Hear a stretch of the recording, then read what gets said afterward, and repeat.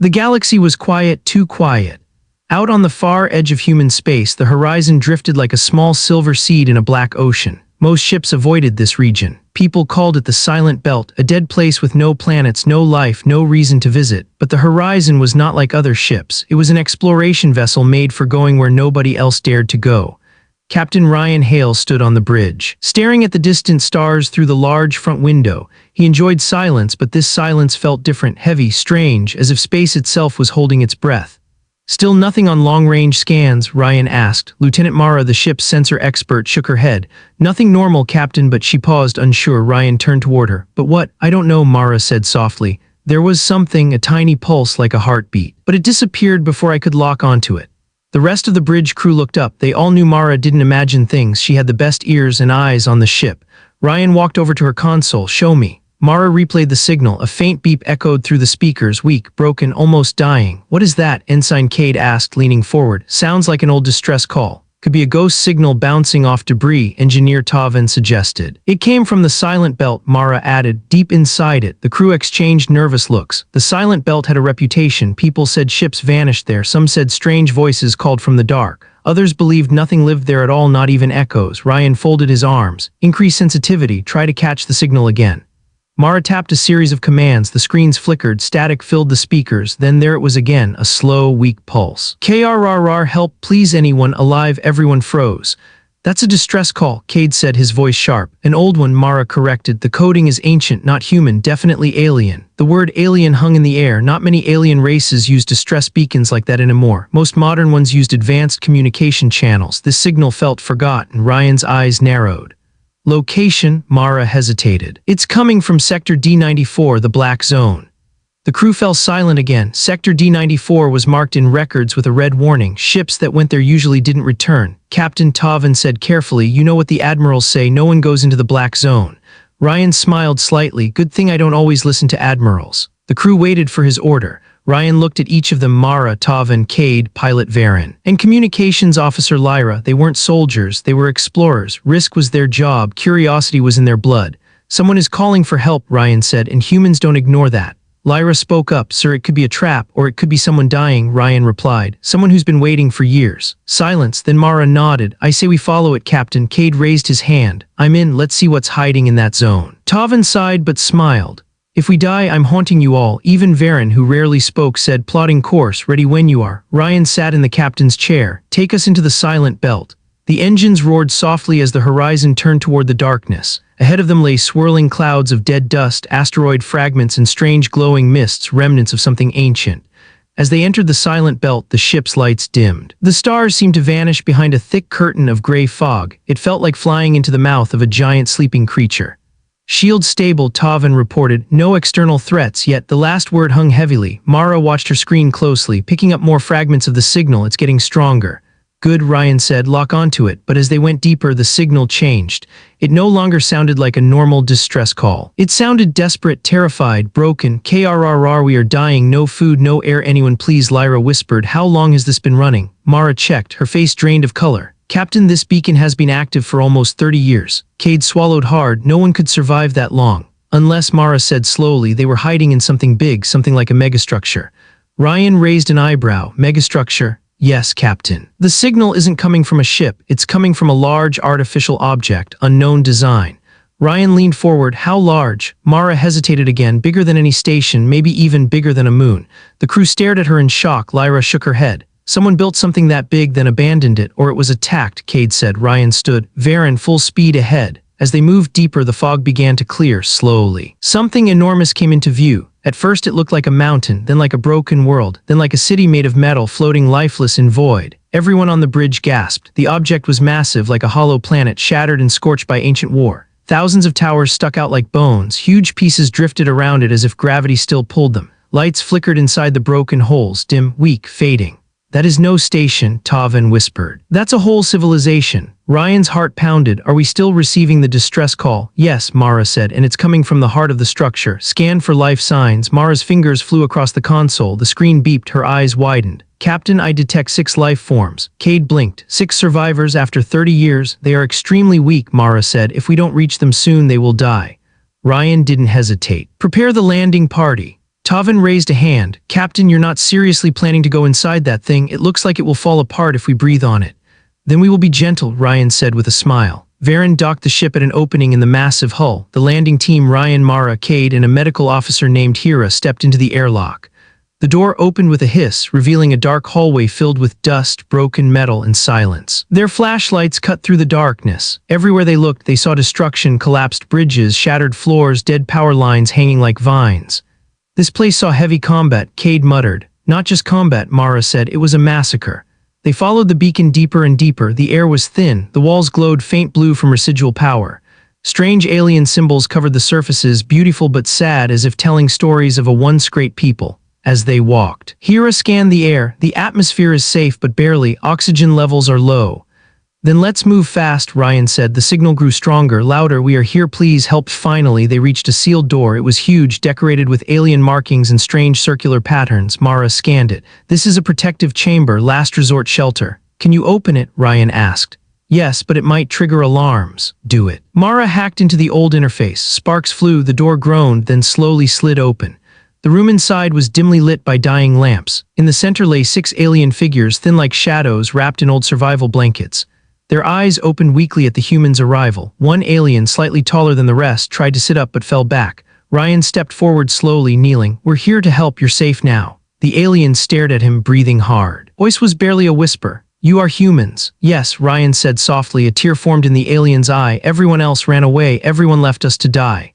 Ryan shook his head. Not us. Hera moved forward quickly to give them emergency oxygen and nutrients. Each alien responded with weak relief. What happened here? Cade whispered. The taller alien opened its eyes again. Our people, the Curran, were hunted, destroyed. No one saved us. No one cared. He reached out with a trembling hand. Ryan held it gently. You came, the alien whispered. After so long, humans came. Before Ryan could answer, the ground shook violently. The walls trembled. Dust rained from above. Mara checked her scanner. Her face turned pale. Captain, something big just entered the system. Define big, Ryan said. Mara swallowed hard. A Vornak warship. The aliens froze in fear. Ryan looked at his team. This rescue mission had just become a war. The chamber lights flickered weakly, throwing long, broken shadows across the floor. Captain Ryan and his team stood in the middle of the ancient alien room, surrounded by 6 fragile survivors. The air felt heavy, full of dust, fear, and history. The tallest alien, the one who seemed like their leader, struggled to sit up. His skin was pale like old stone, cracked in places, as though years of suffering had carved lines into his very body. Ryan moved closer. Don't force yourself, we'll help you. The alien's eyes, deep silver and glowing faintly, looked at him with something between disbelief and hope.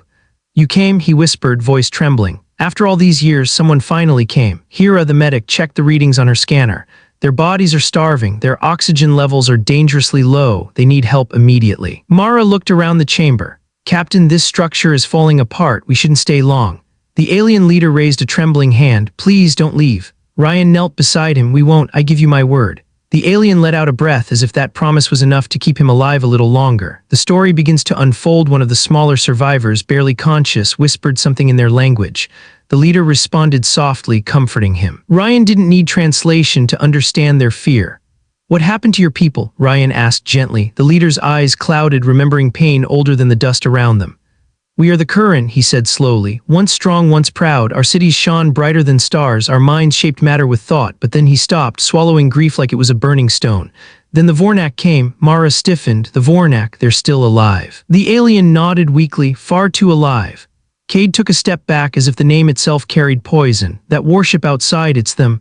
Yes, the Curran leader said. They hunted us, they destroyed our worlds, they chased us across the galaxy. Everyone abandoned us, no allies, no friends. They said helping us would bring the Vornak's anger. His voice cracked, and so we fell one world after another.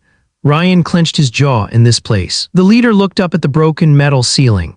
This was our last city, a refuge, a place where the final survivors hid, but even this was attacked. Only we 6 remained. Cade whispered, 6 survivors from a whole race. The alien's eyes lowered, heavy with thousands of years of history crushed into one tragic sentence, a fear that still lives. Ryan touched the alien's shoulder gently. We will protect you. At that moment, the whole chamber shook. Dust fell from above like gray rain. The floor rumbled beneath their feet. Mara checked her scanner quickly. Captain, the Vornak warship is moving closer. They're scanning the megastructure. The leader closed his eyes in despair. They found us. After all this time, they still hunt us. Hera stepped forward. We need to evacuate them now. Ryan agreed. Cade, help the survivors stand. We need to get them to the ship. Cade nodded and moved carefully, assisting two of the weaker aliens. They were so light it felt like lifting empty clothing.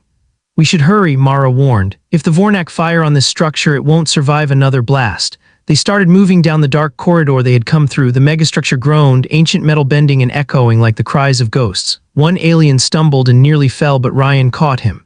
"You're safe," he assured him. The alien looked up, confused. Why do humans help us? Others ran, others feared us, others left us to die." Ryan didn't slow his pace, because humans don't run from suffering, we face it.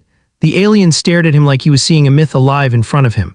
The corridor of echoes, the deeper they went, the more the structure seemed to resist their escape. Lights flickered, glass cracked underfoot, and old energy ducts sparked as if the building itself was warning them. At one point, the hallway split in two, both paths dark and unstable. "Which way?" Cade asked. Mara scanned both routes. "Left path is shorter but unstable, right path is longer but safer." Ryan made a quick decision. "Long way, we're not risking them." They continued down the right passage. Strange markings covered the walls, symbols of the Curran language, glowing faint blue like the last heartbeat of a dying world. "What do these symbols mean?" Mara asked, shining her light on them. "They mark the lineage of our people," the leader whispered. "Every name here, every symbol is one of us." Ryan felt a shiver run down his spine. They weren't walking through a hallway, they were walking through a graveyard. The megastructure reacts. A loud crack split the air. The ground tilted suddenly. "Brace," Ryan shouted. The whole corridor shifted, throwing dust and metal shards everywhere. One alien slipped and Hera held him up. Mara checked her scanner again. "Captain, the Vornak are charging weapons. They're preparing to fire on the structure." "Then we move faster," Ryan said firmly. "Keep going." But it wasn't so easy. The megastructure began to collapse from the inside. Walls bent inward, doors jammed. Loose cables hung like metal vines, sparking dangerously. "This place is falling apart," Cade yelled. "And Vornak weapons will tear it open like paper," Mara added. The leader of the aliens suddenly grabbed Ryan's sleeve.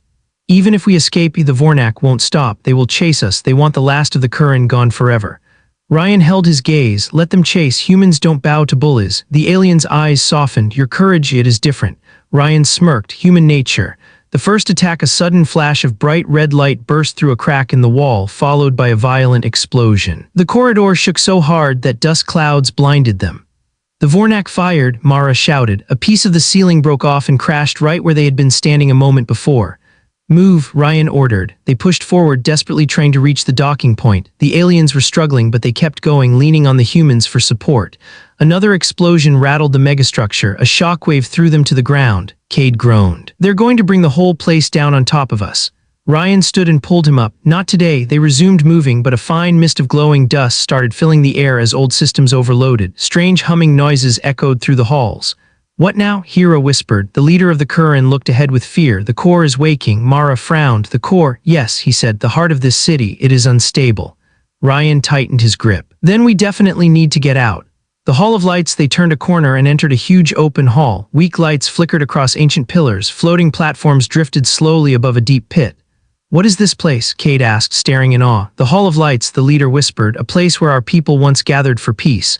It was beautiful, even in ruins, like walking through the memory of a golden age. But there was no time to admire it. A distant roar vibrated through the hall, not the megastructure, the Vornak warship.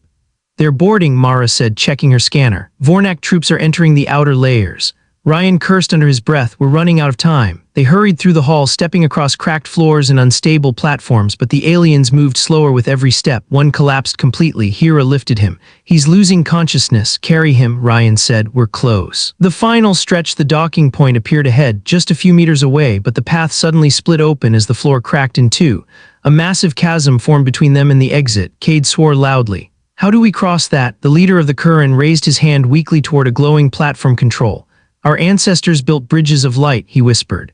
"If power still flows." Mara rushed to the control panel. It was ancient, covered in dust and cracks. She wiped it clean and pressed the main switch. Nothing. She hit it again, a spark, then slowly, very slowly, a bridge of shimmering energy formed across the gap. "It's unstable," Mara warned. "It might collapse any second." Ryan helped the aliens forward. "Then we cross fast." One by one they stepped onto the glowing bridge. It flickered under their weight. Hera carried the weakened alien. Ryan guided the leader. Halfway across, the bridge flickered violently. "Hurry," Mara cried. They ran the final meters just as the bridge blinked out completely behind them. "Escape." For now the airlock door stood before them. Varen's voice crackled through Ryan's comm. Captain Vornak, patrols are closing in. We need to leave now. We're coming, Ryan said. Open the bay. The door slid open. Warm lights from the horizon poured out like a beacon of safety. The aliens stared at the human ship in amazement. It's small, one whispered. But bright, Ryan smiled. Welcome aboard. They stepped inside just as another explosion ripped through the megastructure behind them. The horizon sealed the doors and detached. As they pulled away, the colossal alien city crumbled like an ancient giant taking its last breath. Cade exhaled. We got them. Ryan shook his head. No, we rescued them. The leader of the Curran looked at Ryan with tears in his silver eyes. For the first time in decades, he said softly. We are not alone, but Mara interrupted with a grim voice. Captain, the Vornak ship is locking onto us. Ryan stood tall, then let them come. The horizon sped away from the collapsing megastructure, its engines glowing bright blue against the endless black. Inside, the rescued Curran survivors sat in the medical bay, slowly breathing easier as human machines worked to stabilize their weak bodies. But there was no time for rest, because the Vornak were coming. On the bridge, tension thickened the air like smoke. Warning lights flashed across the screens, each one louder and more urgent than the last. Mara's voice cut the silence. Captain, the Vornak warship is chasing us. They're gaining speed. Ryan stood at the center, hands behind his back, eyes fixed on the forward screen. The Vornak warship was a dark shadow far behind them, sharp, angular, shaped like a blade forged for death. They want the Curran, Mara said. They want to finish what they started. Let them try, Ryan replied. Varen, the pilot, shook his head. Captain, that ship is 10 times bigger. Its weapons could slice us in half. We don't fight with size, Ryan said calmly. We fight with brains. But inside, even he felt the pressure tightening. A Vornak warship was not a small threat. It was a nightmare from alien history, relentless, fast, cruel. Lyra looked over. Captain, we can't outrun them forever. No. Ryan agreed softly, but we can survive longer than they expect.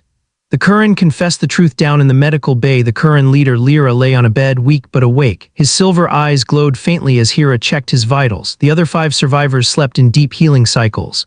Your technology is strange, Lyra murmured. Hera smiled. Simple but effective. Humans like things that work. Lyra studied her face. Why do you help us? Your ship is small. Your crew is few. You risk everything for us. Hera paused. She had no easy answer. Because it's right, she said finally. Because no one deserves to die alone. Lyra stared at the ceiling. Memories swirled behind his eyes. Cities burning, worlds falling, allies turning their backs. The silence of betrayal. He swallowed hard. The Vornak, they won't stop. They never stop. They don't want our land or our resources. They want extinction. They want erasure. Hera's face darkened. We won't let them. Lyra turned his head, meeting her eyes. Then you will die with us. Before Hera could respond, the bridge alarm blared again. Medical bay, this is Mara. Her voice echoed through the intercom. Brace for impact. The ship shook violently. Hera grabbed onto the bed rail. What was that? Lyra closed his eyes. Death arriving. The Vornak attack begins on the bridge. Sparks flew from a console as another blast struck the horizon's shields. Shields at 60%, Tavan yelled. Varen fought the controls. They're firing plasma bolts. If even one hits the engines, we're done. Ryan held onto the railing. Evasive maneuvers, Varen zigzag pattern, don't give them a straight shot. Varen pulled the controls sharply. The horizon spun left, then right. Plasma bolts streaked past the windows like burning arrows. A direct hit shook the ship again. Cade stumbled onto the bridge, grabbing a seat. Captain, that blast almost knocked me into the med bay wall. Ryan didn't look at him. We're busy surviving. Mara turned from her screen. Captain, I've been scanning the Vornak ship. They're not just chasing us. They're scanning for something. Curran life signatures, Cade guessed. Mara nodded. Yes, they know we rescued them. They won't stop. Ryan's jaw tightened. Then we need to make sure they can't track the Curran. How? Lyra asked. Ryan didn't answer yet. His mind raced through every possible option, every trick, every risk, every chance. The bridge falls silent for a moment. Only alarms filled the room. Then Lyra stepped slowly into the bridge, leaning on the wall for support. Hera followed behind him, nervous. You should be resting. Lyra ignored her and looked at the screens, at the giant shadow chasing them. That ship, he whispered. That is the Vorsek, the hunter of hunters. Ryan turned. You know it. Yes, Lyra said. It destroyed thousands of our people. It hunts survivors. It remembers every Curran signature it ever scanned. Mara's hands froze on her console, meaning, Lyra looked at her, voice shaking. Your ship carries our scent. To the Vornak, your ship is now a Curran target. Silence, a cold, suffocating silence. Cade spoke first. So even if we escape, they'll just follow us. Lyra nodded. Ryan stepped closer. There has to be a way to break the connection. There is, Lyra whispered, but it is dangerous. Everything today is dangerous, Ryan said. Tell me anyway. Lyra touched a small metal device on his wrist, something old and nearly broken. This stores the last core signature of our people. The Vornak track this. If it is destroyed, their chase will weaken. But what? Ryan asked. Lyra looked down. Destroying it might kill us. Hera gasped. You'll die. It holds part of our life force, Lyra said softly. Our essence. Without it, we may not survive long. Ryan stared at the device, then at the terrified alien faces behind him. You don't have to do this, he said. Lyra shook his head. If we do nothing, the Vornak will kill all of you and us and anyone near your space. Ryan exhaled slowly. We'll find another way first. I'm not sacrificing you unless there's no choice. Lyra looked at him with deep respect. You are not like others. You do not throw lives away. A dangerous plan. Ryan turned to his crew. Ideas now. Mara scanned nearby space. Captain, there's an asteroid cluster ahead. Dense, high-gravity pockets. If we enter it, we might disrupt their lock on us. Cade nodded. They're bigger than us, harder to maneuver. We could lose them. Varen frowned. Or get crushed between rocks. Ryan smirked. So a perfect plan. He turned to Varen. Take us in. Varen pulled the controls reluctantly, entering the cluster now. The horizon dove into the asteroid field. Colossal rocks spun around them, casting shadows across the ship. Plasma bolts stopped striking them. Did they stop firing? Cade asked. No, Mara said, eyes wide. They're charging something bigger. Ryan frowned. Bigger? Mara's voice shook. A gravitational disruptor. If it hits us, we'll be torn apart. Ryan muttered under his breath. Of course they have that.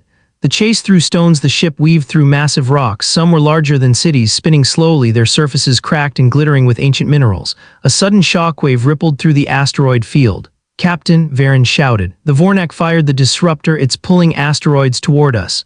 Huge rocks began drifting dangerously close. Cade grabbed the railing. They're using the whole field as a weapon. Varen jerked the ship down just before an asteroid grazed the top. Sparks flew across the hull. We can't last long, Varen yelled. This field will crush us. Lyra stepped forward, gripping a console. The Vornak, they won't stop. They never retreat. Ryan looked at him sharply. But we do something else.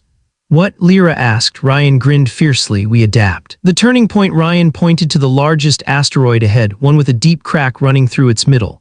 Mara scanned that rock. She did, her face lit with surprise. Captain, it has an iron-rich core, very magnetic. Perfect, Ryan said. Varen, bring us close, close. Varen shouted. Captain, that thing could. Ryan cut him off. Do it. The horizon zipped toward the asteroid. The Vornak ship followed, charging its disruptor again. Ryan waited for the exact perfect moment. Mara, open all magnetic clamps. Mara hesitated. Captain, that will do it now. She flipped the switch. The asteroid's iron core grabbed the horizon like a giant magnet. The ship slammed to the surface and stuck. Oh no, Cade cried. We're stuck, Captain, what have you? But before he finished, the Vornak warship fired its disruptor. The wave hit the asteroid, and because the horizon was attached, the wave didn't tear the ship apart, it tore the asteroid in half instead. The two halves slammed into the Vornak warship. A massive explosion erupted across the void. The shockwave knocked the horizon loose, sending it drifting but intact. Silence fell. Everyone stared at Ryan in shock. Mara whispered, Captain, you're insane. Ryan smiled. Only on Tuesdays. A moment of hope. The bridge slowly returned to calm. The Vornak warship drifted, heavily damaged. They're not destroyed. Mara warned, but they're hurt, badly. Ryan nodded. Good, that buys us time. Lyra stared at the captain with awe. Your mind is chaotic, but brilliant. Ryan winked. Welcome to humanity. But Hera ran onto the bridge, panic in her eyes. Captain, Ryan turned. What's wrong? It's the current, the device on Lyra's wrist. It's starting to fail. Lyra looked down. The core signature device blinked weakly, fading, he whispered. Voice trembling, if this dies, my people die with it. Ryan stepped forward. Then we find a way to save both you and every human in this sector. He looked at his crew. This fight isn't over. The Vornak aren't finished. He stared at the damaged warship in the distance, and neither are we.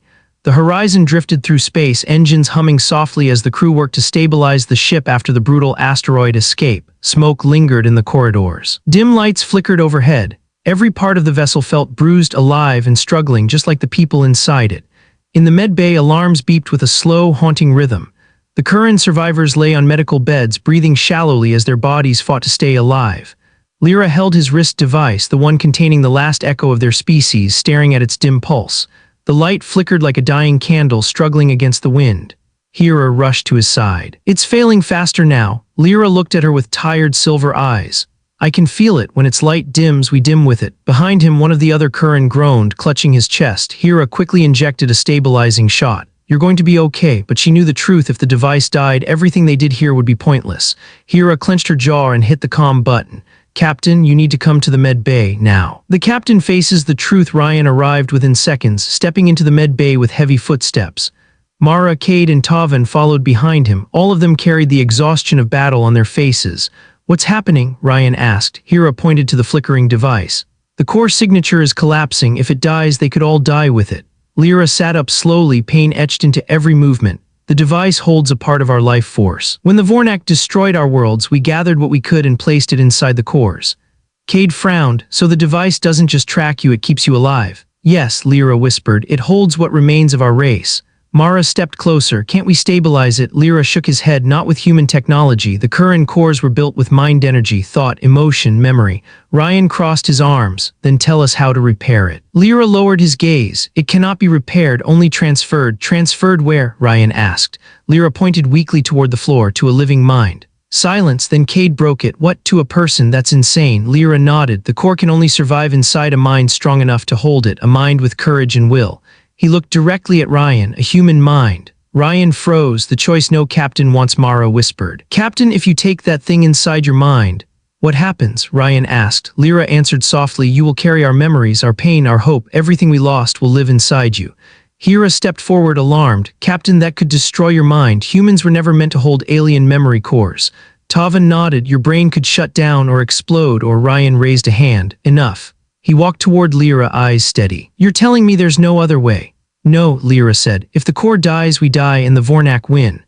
Ryan breathed slowly, deeply. He looked at the other Curran, fragile, trembling, waiting for a future that didn't exist yet. Then he looked at his crew, Mara, loyal, sharp, always ready to fight. Cade, brave, reckless, heart of a warrior. Hera, full of compassion. Tavan, logical, steady. Lyra, quiet strength. They all stared at him with fear and trust mixed in their eyes. Ryan spoke calmly. I won't let these people die. Cade grabbed his arm. Captain, think. Ryan looked at him. I am thinking this is what humans do. We stand where others run. Lyra's eyes softened. You are willing. Ryan nodded. Hera shook her head violently. This could kill you. Ryan smiled softly. Everything today could kill me. Mara closed her eyes, fighting tears. Then we do it together. We help him survive. Hera swallowed. I'll prepare the neural link, but Captain, you need to understand, once the core enters your mind, you won't be the same.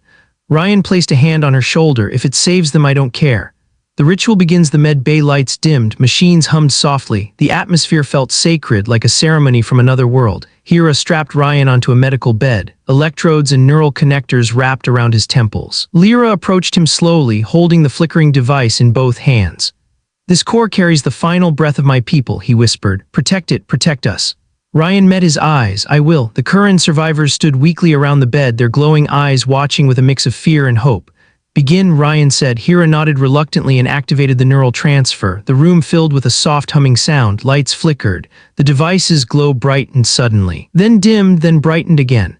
Lyra placed it gently on Ryan's forehead. A sharp flash of silver light burst through the room. Ryan screamed. His body arched violently. The crew rushed forward, but Hera stopped them.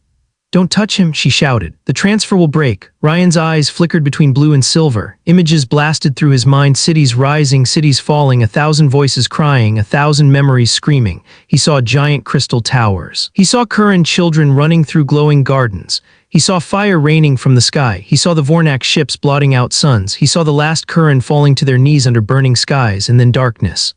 Ryan gasped as if drowning. The device dissolved into pure light and flowed into his mind. The transfer was complete. Ryan collapsed. The new reality Hera rushed to him. Captain, Captain, can you hear me? Ryan didn't move. Mara grabbed a defibrillator. Clear, but just as she was about to use it, Ryan suddenly inhaled deeply, sharp, painful, alive. His eyes opened. They were no longer just blue. They glowed silver blue, swirling like twin galaxies. Everyone stepped back in fear and awe. Hera whispered, Captain, can you hear us? Ryan slowly sat up. His voice was deeper, layered with something ancient. Why, yes. Lyra stepped forward, tears in his eyes. You carry us.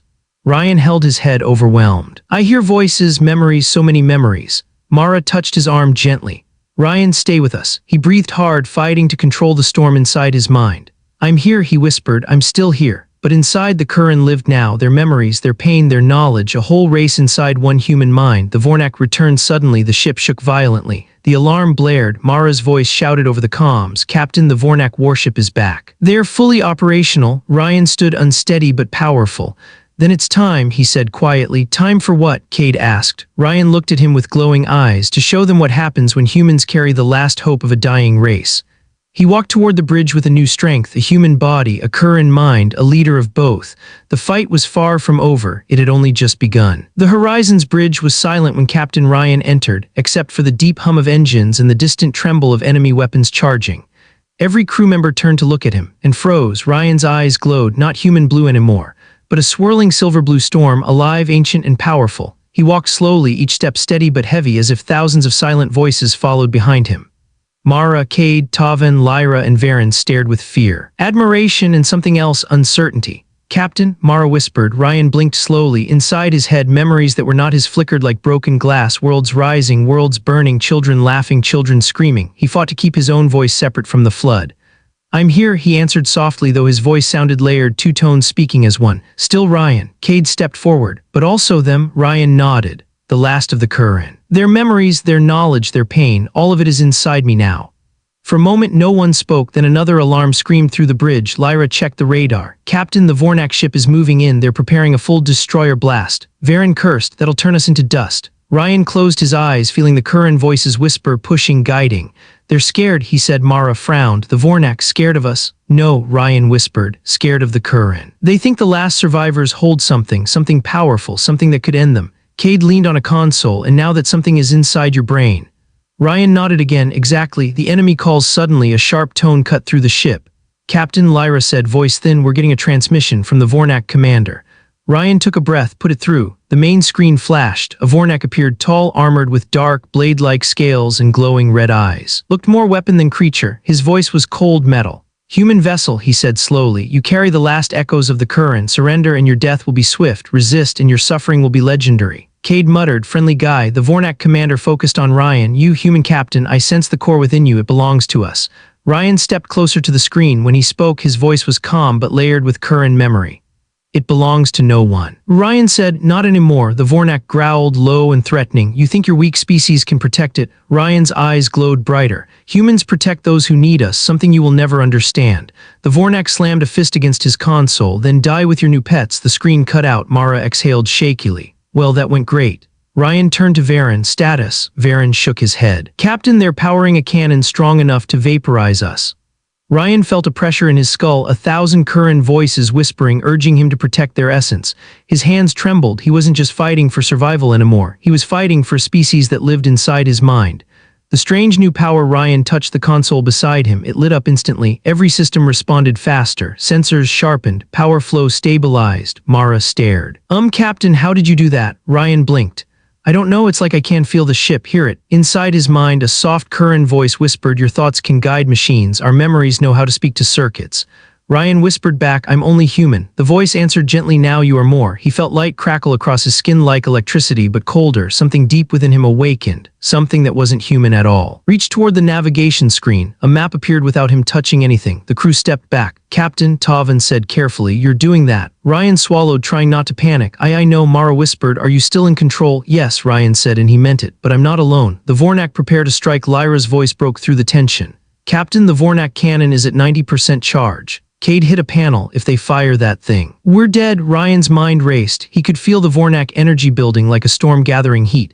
The Curran memories showed him flashes of similar weapons, similar battles. They had faced this before and lost. Not again.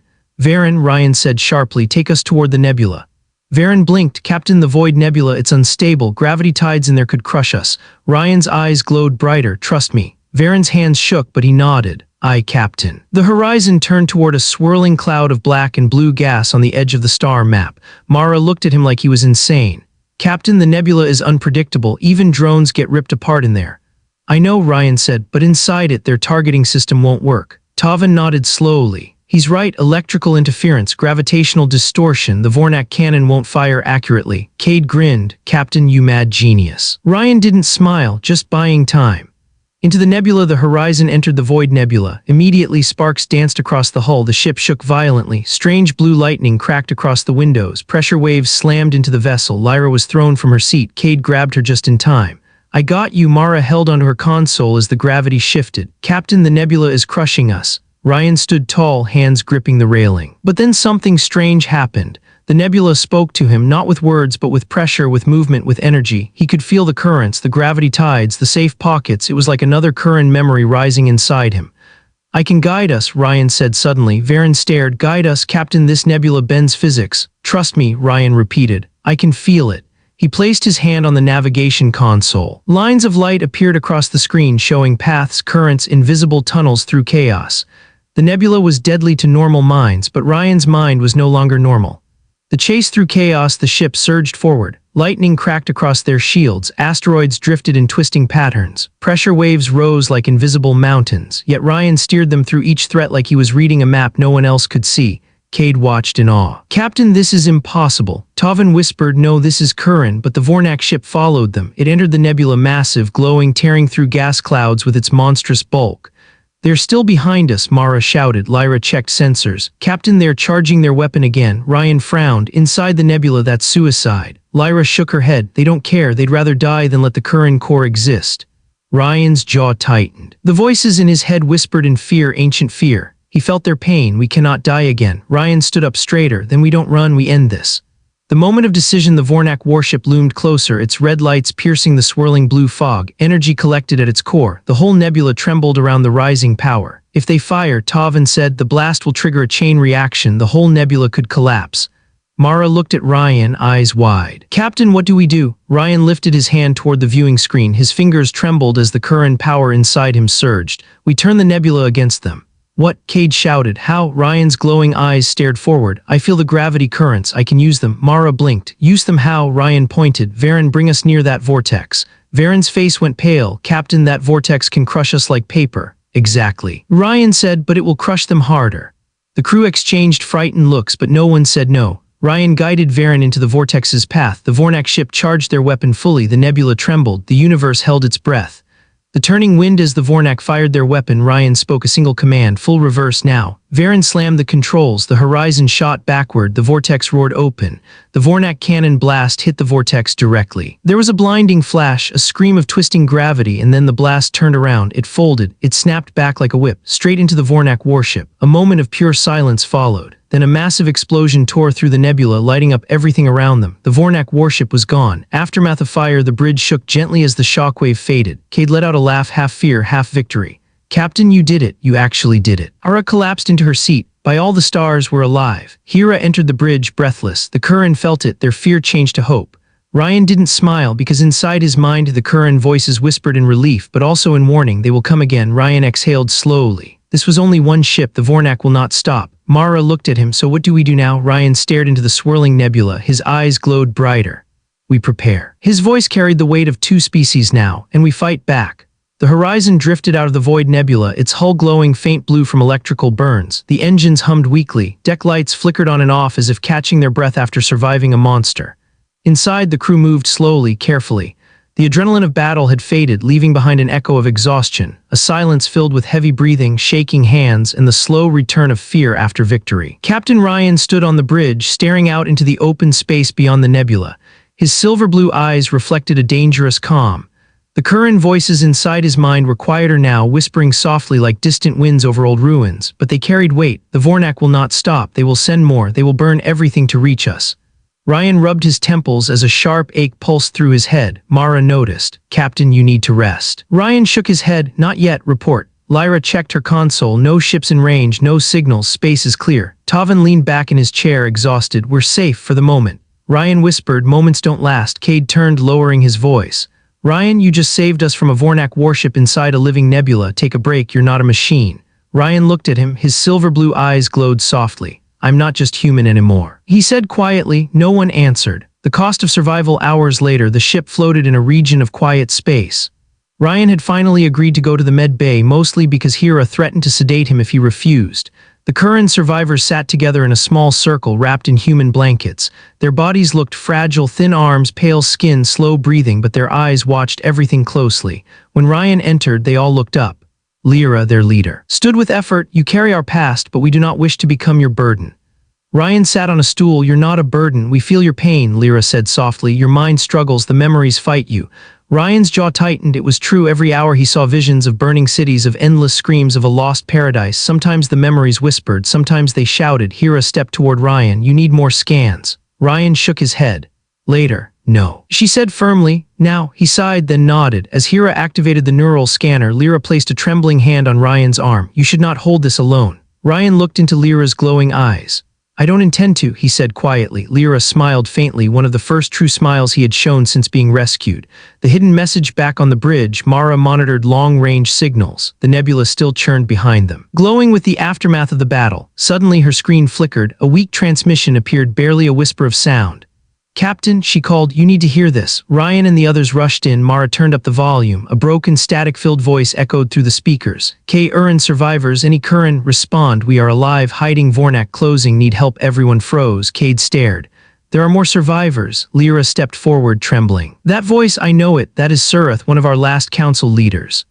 Ryan leaned closer. Can you track the signal? Mara's brow furrowed. It's extremely weak, coming from Sector 19A, deep in hostile space. Tavan looked worried. Captain, that region is full of Vornak patrols, heavy ones. Cade added, it's suicide. Ryan ignored both and turned to Lyra. Your people are alive. Lyra nodded slowly. Yes, trapped and dying. Ryan's voice hardened. Then we go. Cade threw his hands up. Captain, seriously, we barely survived one warship. You want to go into a nest of them?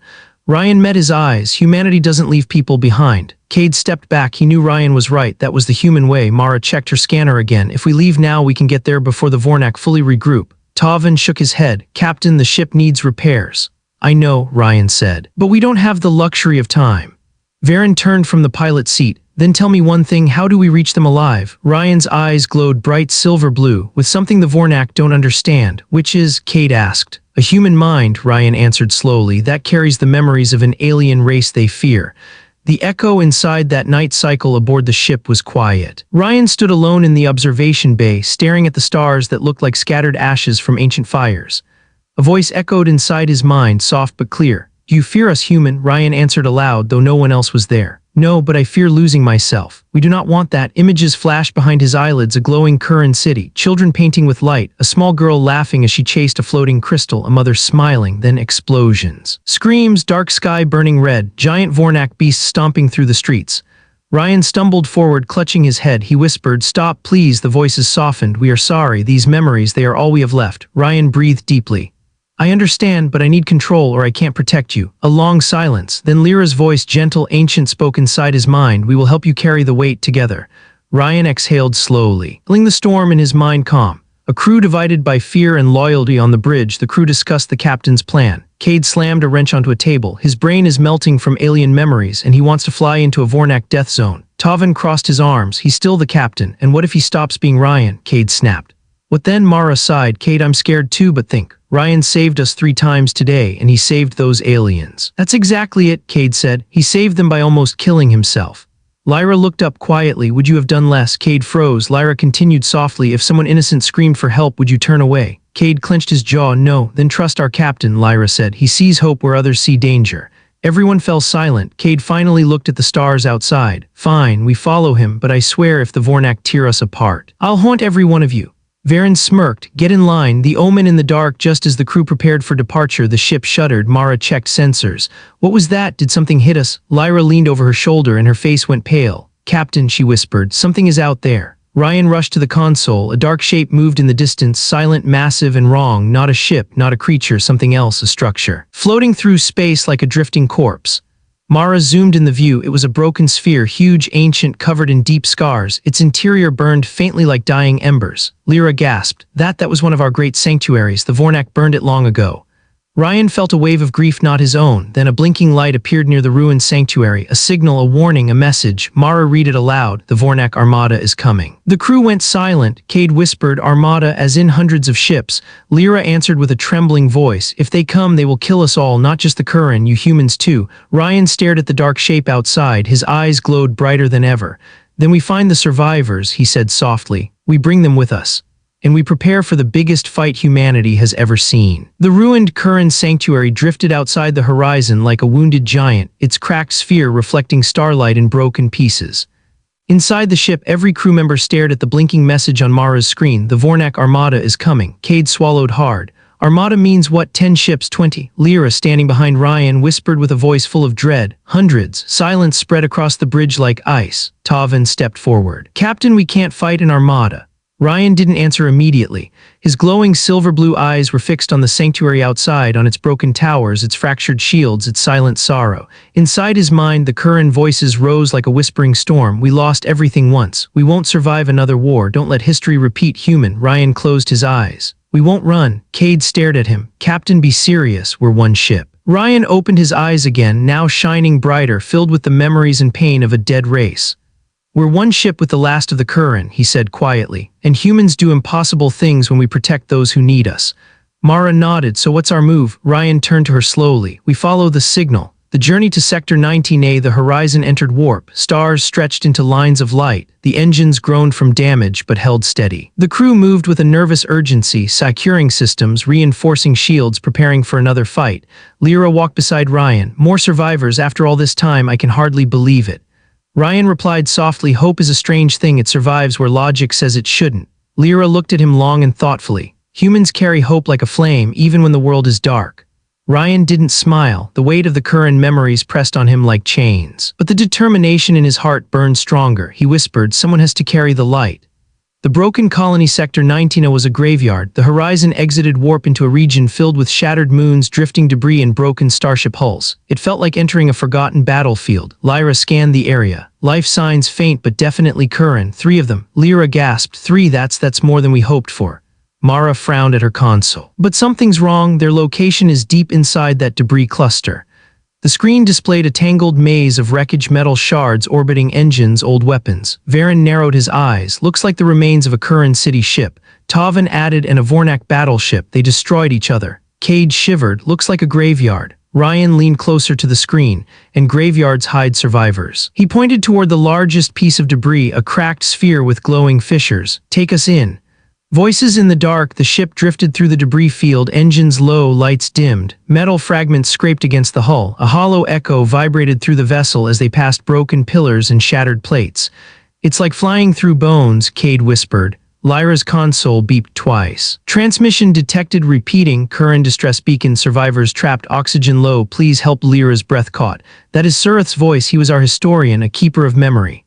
Ryan touched the console. Then we're not too late. Suddenly a quiet whisper echoed inside Ryan's mind. Ryan, something is watching us. He froze. The voice wasn't his, it was Curran, a warning. Ryan turned slowly. Mara scanned for cloaked ships. Mara blinked. Cloaked, Captain. The Vornak don't scan, Ryan said sharply. She obeyed. A moment later her face turned white. Captain, small Vornak scouts, 2 of them hiding in the debris. Cade swore loudly. They knew the survivors were here. Ryan clenched his fists. They're waiting for us to find them first, then kill them. Varen asked, what do we do? Ryan's glowing eyes hardened. We get to them before the Vornak do. The rescue begins. The horizon moved closer to the cracked sphere. Inside, faint blue lights flickered like dying stars. The atmosphere was unstable, gravity broken, air thin. Ryan led the boarding team, Mara, Cade, Hira, and Lyra. When the airlock opened, a cold wind swept in, carrying dust, memories, and the scent of old destruction. They entered the ruined sphere. Inside, it was a maze of twisted beams and shattered halls. Ghostly Curran symbols glowed faintly on the walls, flickering like fading dreams. Lyra touched one symbol gently. This place, I knew it. Surith maintained the memory chambers here. Ryan guided him forward, then he'll know how to survive. They moved deeper, flashlights cutting through the darkness. A distant cough echoed. Hira turned sharply. That came from the right passage. They followed the sound. At last they found them. 3 Curran survivors, starved, pale, shaking, barely able to sit up. One had bandages around his chest. Another held a broken tool. The third stared at them with wide, terrified eyes. Lyra rushed forward. Surith, the elder Curran, looked up, trembling. Lyra, it can't be. I thought we were the last. Lyra hugged him gently. Not yet. We found each other. Ryan stepped forward. We're here to take you home. Surith looked up at him and froze when he saw Ryan's glowing eyes. You carry the core. Ryan nodded. I do. Surith bowed his head. Then you carry the soul of our people. I will follow you anywhere. Before Ryan could answer, a metallic clatter echoed behind them. Mara spun around. Captain, movement. A Vornak scout stepped out of the shadows, tall, armored weapon raised. Cade shouted down, shots fired. The fight in ruins, energy bolts exploded against the walls. Ryan grabbed Lyra and pushed him behind cover. Cade fired back. Mara dragged Surith close. Vornak reinforcements crawled in through another broken tunnel. Hira yelled, we're getting surrounded. Ryan stood. The Curran voices inside his mind shouted in fear, but he pushed past the noise. His hand glowed. Light swirled around his fingers like liquid silver. Cade stared. Captain, your hand is glowing. Ryan stepped forward, calm, focused. His voice echoed 2 tones. Back away from them. The Vornak aimed their weapons. Ryan lifted his hand. A shockwave of silver-blue energy blasted from his palm, slamming into the Vornak scouts, throwing them against the walls like rag dolls. Silence followed. Mara whispered, Captain, what was that? Ryan looked at his hands, shocked and shaken. I don't know. But Lyra did. You're awakening, he whispered. The core is merging with you. Ryan didn't have time to respond. Lyra's voice suddenly echoed through the comm. Captain, more Vornak ships incoming, a destroyer class. Cade yelled, we need to move now. Ryan took charge. Mara, Cade, carry the survivors, move. They rushed through the broken halls, blaster fire echoing behind them. Ryan guided them using current memories, turn left at the destroyed pillar, climb over the collapsed platform, avoid the broken gravity pit. They reached the airlock just as another explosion tore through the sphere, everyone piled inside. Horizon, Ryan shouted, take off. Varen's voice replied, already on it. The ship detached from the wreckage and blasted forward. Inside the med bay, Surith looked at Ryan with awe.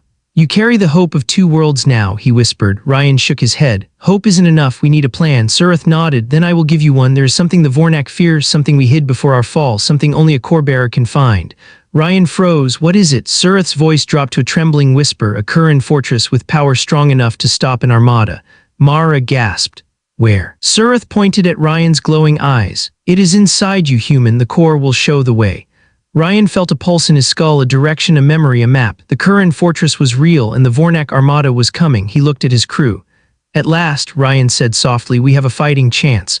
But deep inside the stars, the armada's engines roared awake. War was coming. Humanity was not ready, but Ryan was.